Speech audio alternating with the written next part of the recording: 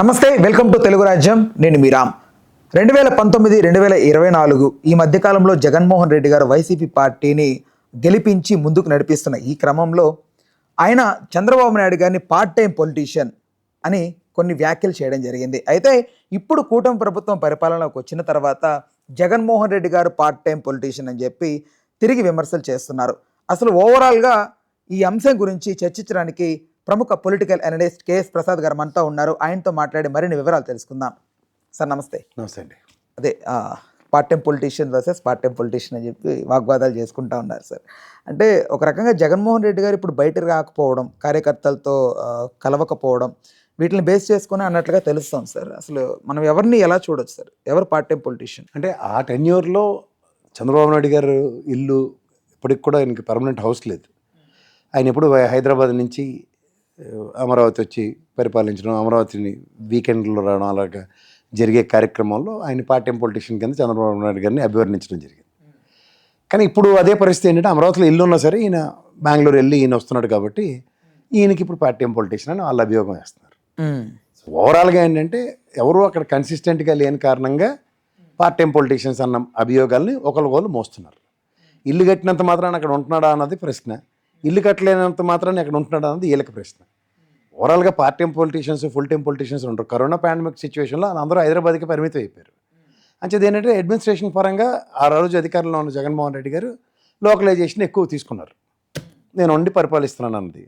వీళ్ళు ఎప్పుడు హైదరాబాద్కి పరిమితం అయిన దగ్గర నుంచి ఆ బ్లేమ్ ఇంకా ఎక్కువ తీసుకున్నారు. కానీ ఇప్పుడు ఆయన గతంలో కంటే ఇప్పుడు ఇంకా వయసు పెరిగింది. సో 80s దగ్గరలో ఉన్నారు ఆయన. బట్ ఇప్పుడు ఎక్కువ యాక్టివ్గా కనపడుతున్నట్టు కనిపిస్తుంది చంద్రబాబు నాయుడు గారు. బట్ జగన్మోహన్ రెడ్డి గారు ఎందుకు సార్ కొంచెం ఎక్కడో కొంచెం బయటికి రాకుండా ఎక్కువగా? సరే, ఎలక్షన్ అయిపోయిన 2 ఏళ్ళ దాకా అసలు తెలుగుదేశం వాళ్ళు ఎవరైనా సౌండ్ కనబడింది మీకు ఎప్పుడైనా? అలాంటిది ఈ టెన్యూర్లోనే ఎన్నిసార్లు బయటకు వచ్చాడంటేనే అపోజిషన్ పార్టీ అందులో 11 స్థానాలకు పరిమితం అయిన తర్వాత what sort of sound is making అన్నది గమనించండి. ప్రత్యక్ష రాజకీయాల్లో ఓటమి తర్వాత కొంత టైం ఉంటుంది ఎవరు నిలదొక్కుని బయటకు రావడానికి. అలాంటిది ఏమీ కాకుండా ఈయనకి వెసులుబాటు ఇచ్చి 11 నెలల్లో 4 సార్లు ప్రజా ఉద్యమాలు, 10 సార్లు ప్రజల దగ్గరికి పరిగెట్టే కార్యక్రమానికి ఆయనకి అవకాశం కల్పిస్తుంది రూలింగ్ గవర్నమెంట్. కానీ ఇప్పుడు పవన్ కళ్యాణ్ గారితో కంపేర్ చేస్తున్నారు సార్ చాలామంది. ఏమని పవన్ కళ్యాణ్ గారితో సీటు కూడా గెలవని టైంలో ఓడిపోయిన వెంటనే బయటకు వచ్చారు ఆయన, మళ్ళీ పోరాటం చేశారు. ఎప్పుడు వచ్చారండి ఆయన? వాళ్ళు అప్పుడు వైజాగ్లో పిలుపునిచ్చారు, ఇదేంటి భవన నిర్మాణ కార్యక్రమాల కోసం మార్చ్ అన్నారు. ఇవన్నీ ఎక్కడ ఆయన ఎప్పుడు కనబడ్డారు? అంటే ఆయన ఫస్ట్ 2-3 ఇయర్స్ అసలు బయటికి రాలేదు ఆయన. తదనంతరం వచ్చిన తర్వాత ఆయన ఇచ్చిన ప్రతి ప్రొవకేషన్కి ఎక్కడికక్కడ ఆన్సర్స్ లేవు. సో పవన్ కళ్యాణ్ గారిని ఇప్పుడు ఏమంటున్నారు తెలుసా? దీక్షలో ఉంటాడు ఆయన, దీక్ష తీసాడంటే హాస్పిటల్లో ఉంటాడు నీరసం అని. సో ఈ 2 కార్యక్రమాల్లో ఆయన ఎక్కడ అడ్మినిస్ట్రేషన్ అన్నది మీరు ఒకసారి చెప్పండి. అత్యధికంగా ఫైల్ పెండింగ్ ఉన్నవి ఆయన సెక్షన్లోనే. మీరు దేంతో కంపేర్ చేస్తారు? 1,37,000 ఫైల్ పెండింగ్ ఉన్నాయి. ఫంక్షనింగ్ అథారిటీస్ పర్ఫెక్ట్ ఫంక్షనింగ్ జరగట్లేదు. ఈ విమర్శకి అంటే ఒక సొల్యూషన్ గానో లేకపోతే దీనికి ఒక సమాధానం లాగానో జగన్మోహన్ రెడ్డి గారు వాట్ కైండ్ ఆఫ్ యాక్టివిటీస్ అతను చేస్తే కొంచెం ఈ విమర్శలన్నిటికీ కొంచెం తరదించవచ్చు? ఇంకేం చేయాలి సార్? విద్యుత్ ట్రూ అప్ ఛార్జీల మీద బయటకు వచ్చి ధర్నాలు చేశారు, రైతుల యొక్క సమస్యల మీద ధర్నాలు చేశారు, మిర్చి యార్డ్కి పరిగెట్టుకుని వెళ్ళాడు. నెక్స్ట్ ల్యాండ్ ఆర్డర్ సటన్గా లేదని చెప్పి ఢిల్లీ వేదికగా మొత్తం నేషనల్ మీడియాని అండ్ అపోజిషన్ పార్టీని ర్యాలీ చేయగలిగాడు. ఇంకెంతకన్నా ఇంకేం కావాలా? ఇప్పటికి కూడా ల్యాండ్ ఆర్డర్ సక్రమంగా లేదనే విషయం మీదే అభియోగాలు మోస్తుంది ఈ ప్రభుత్వం. అండ్ మోర్ ఓవర్ మిర్చి రైతులు, మామూలు సామాన్యమైన రైతులు, వరి పంట రైతులు వాళ్ళు ఎంత తీవ్ర మానసిక ఒత్తిడికి గురవుతున్నారో చూడండి.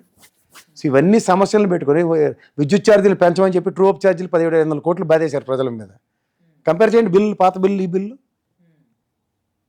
సో ఇవన్నీ ప్రభుత్వ ఫెయిల్యూర్స్ని ప్రతి నిమిషం ఎండగట్టడానికి Jaganmohan Reddy and opposition party ప్రతిసారి రోడ్డు మీదే ఉంటుంది. ఇంతకు మించి అంటే కార్యకర్తలు కొంచెం నిస్సహాయంగా ఉన్నారు. కొంచెం నెక్స్ట్ వాళ్ళ పార్టీ ఇంటర్నల్ మ్యాటర్, కార్యకర్తల్ని నాయకుల్ని పరిరక్షణ గ్రౌండ్ లెవెల్ జరుగుతుంది సార్. అదే జరుగుతుంది బట్టే కదా మొన్న ఎంపీటీసీ ఎలక్షన్స్లో వాళ్ళందరినీ 39 స్థానాల్లో పరిరక్షించుకోగలిగాడు ఆయన. సో నిన్న కార్పొరేషన్, వైజాగ్ కార్పొరేషన్ కూడా తీవ్ర ఒడిదుడుకుల మధ్యలో కదా ముక్కుతూ మూలుతో గెలిచారు వీళ్ళు. సార్ ఇప్పుడు ఒకవేళ కూటమి పార్టీలో యాక్టివ్గా ఉన్న పొలిటీషియన్ అంటే మీరు ఎవరి గురించి చెప్తారు సార్? ఇప్పుడు ప్రజెంట్ నాకైతే ఎవరు కనపడలేదు. కాస్త చంద్రబాబు నాయుడు గారు ఆయన ఒకటే పరిగెడుతుంటాడు ఇప్పుడు. పిల్లల్లో అంత activeness, very good governance and administration, including Lokesh. ముఖ్యంగా నాకు దేవాదాయ శాఖ ఇవాళ నిన్న నక్షత్ర తాబేళ్ళు ఇక్కడ శ్రీకూర్మంలో స్వామివారి సన్నిధిలో అవి చనిపోయి యాక్సిడెంట్ అయ్యి ఫైర్ యాక్సిడెంట్ అయ్యి దాని మీద బాధ్యత రాహిత్యం ఆవులు గోశాలలో అక్కడ ఈ దేవాదాయ శాఖ మంత్రికి అసలు చలనమే ఉన్నట్లు కనపట్లేదు. నేను లడ్డు విషయంలో కానీ లడ్డు ప్రసాదం విషయంలో ఆయన ఎక్కడ రోల్ ప్లే చేస్తూ మాట్లాడింది వదంతాలు మిగిలిన అందరూ మాడుతుంటే. ఇదంతా మెయిన్గా ఒక రకంగా సనాతన ధర్మానికి సంబంధించిన ఆస్పెక్ట్సే కాబట్టి. బట్ పవన్ కళ్యాణ్ గారు ఎందుకు సార్ దీని గురించి అన్నప్పుడు ఆయన పర్యావరణ శాఖ లేకపోతే ఈ అటవీ శాఖ ఈ నెక్స్ట్ పంచాయతీరాజ్ శాఖ వదిలేసి దేవాదాయ శాఖ ఇవ్వనండి ఆయనకి. అది ఎందుకు సార్ మాట్లాడలేదు ఈ మధ్య ఆయన మొన్న మాట్లాడినట్టుగా? ఆయనకి తెలిసి మాట్లాడితే ఏదైనా ఉంటుంది. అప్పటికప్పుడు ఆర్టిఫిషియల్గా ఆయన అడాప్టబిలిటీతో ఆ విషయాన్ని ఆ రోజుకి మాట్లాడిన మాటలు ఉంటాయి దగ్గర. నా మీద ఇన్హెరెంట్గా ఇన్ గ్రౌండ్ ఇన్ డెప్త్ వెళ్ళి డిస్కషన్స్ డిబేట్స్ ఉండవు ఆయనతో.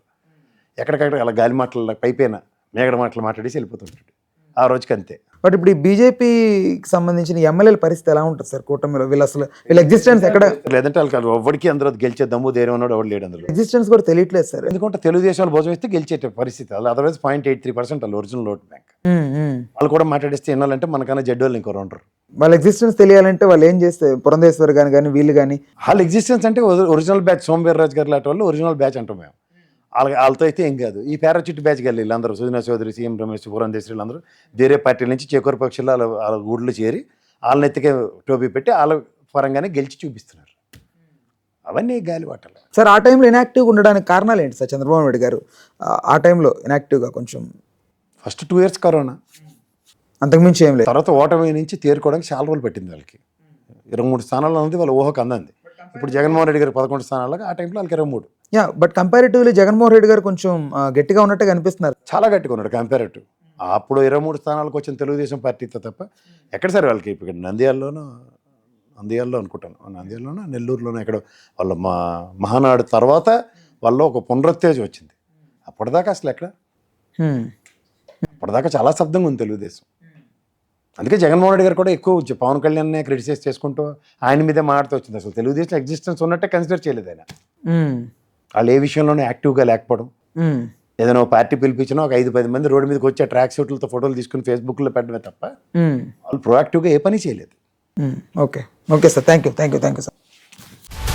హలో, తెలుగు రాజ్యం ఛానల్ చూస్తున్నారా? సామాజిక రాజకీయ జీవన చిత్రణే తెలుగు రాజ్యం.